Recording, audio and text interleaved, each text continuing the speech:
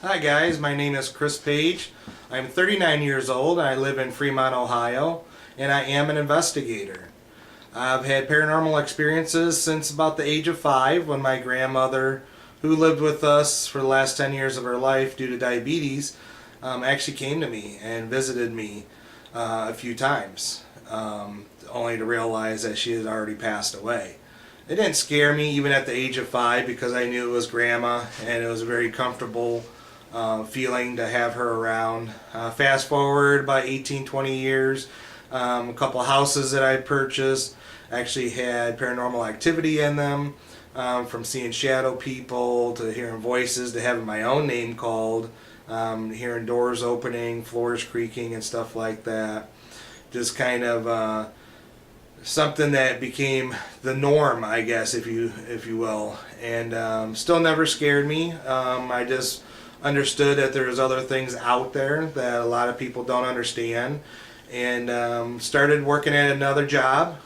Started working for the Postal Service, and became friends with a girl there named Amy, and she would come to work every day and talking about how she had some strange things going on. Her daughter lived with her and her grandson.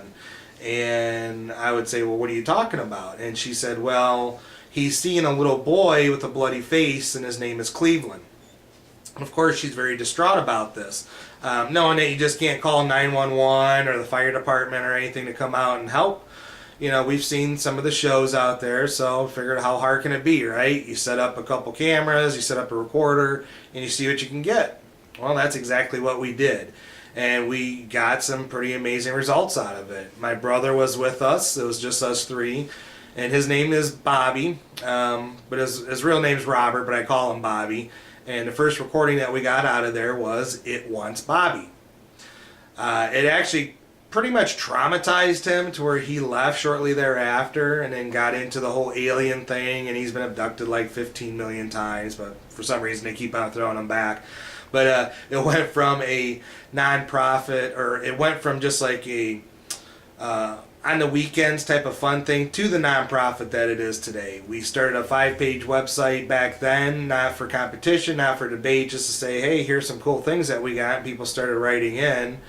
And then we started taking our clients. You know, we turned it into a nonprofit, and we help historical societies. We do residential. We also do haunted vehicles.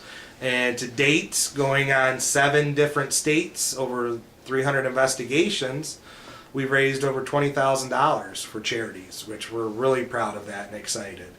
When it comes to working solo or with the team, definitely I can do both. I work really well with Carlo, which is also doing a submission video for you guys. We have really great chemistry together. We're not psychics, but we can actually hear the spirits talk. We can actually hear them out loud because we've come so in tune with our environment over the years that we actually pick up on it now. And I'm not really a firm believer in psychics, so it's kind of a cool thing to have. It's kind of, we didn't ask for it; it just kind of came to us. But also solo. When we do our haunted vehicle cases, we have what we call solitary time, and we go into the environment with just a camcorder in hand. Nobody else is around us, and the environment completely changes. It's a whole different psychological aspect to investigating when you go in completely by yourself and you have that experience just one-on-one, and you don't have the energy from the other person, you don't have help from another person. You know, it may take several minutes for somebody to get to you, so you're there with the environment and the encountering spirits. So definitely both ways are beneficial, depending on what you're looking to get out of it. But when it comes to how we help our clients, we help educate them. We work about 30 hours from beginning to end. Sometimes we go into several years with our clients. We help give them resolutions. We do cleansings and blessings also, because you do get into spiritual warfare when you do this type of thing.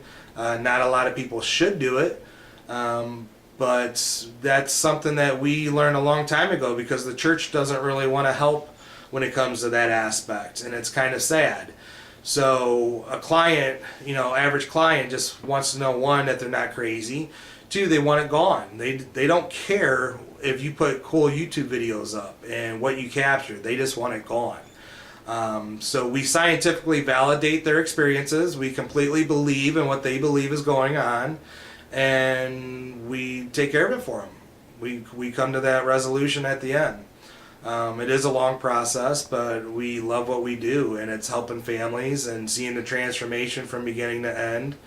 And as far as, like I said, I guess from like the personal aspect, I guess with who I am and how I am, dominant. I have a very dominant personality, I guess. So I'm told. I know I'm OCD. I'm very anal. Things have to be done a certain way, the right way, which is typically my way. And there's benefits to it. There's drawbacks to it. I'm very time oriented. I like things to run smooth, but I know that a lot of times that I just need to take a break and take a step back sometimes and take a breather. But it's always kind of, my schedule is always rush, rush, rush, and on to go, go, go. So it's just kind of how it is, I guess. So either you love me or you hate me, one of the two. As far as things that people really don't know about me, unless you're super close, I do have a very avid collection of funeral antiques and asylum antiques. I have a bachelor's in psychology, and I find the tormented mind completely fascinating, and have decided to collect the artifacts to those trades. So it's kind of a unique thing to get into. It's a very small collector's market. So and that's about it. So if you guys have any questions, definitely get hold of me. Talk to you soon. Bye.